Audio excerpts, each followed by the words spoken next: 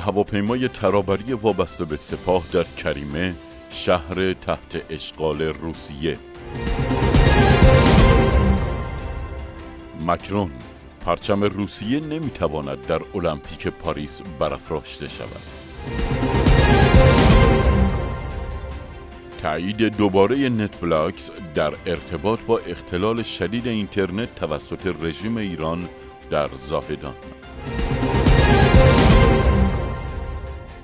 فدراسیون بین المللی روزنامه‌نگاران محکومیت 2 روزنامه‌نگار در ایران را محکوم کرد.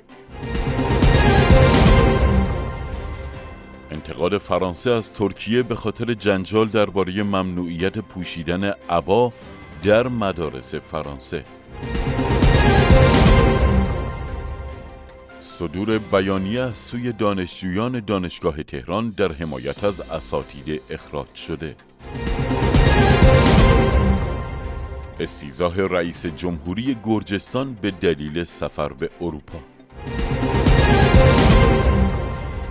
سخنگوی پنتاگون: تسلیحات حاوی اورانیوم ضعیف شده سرطانزا نیستند. 2 برابر شدن تعداد پناهجویان ایرانی در نیمه اول سال جاری میلادی. بحران آب در ایران: ذخیره آب 58 شهر و روستا در استان فارس به پایان رسید.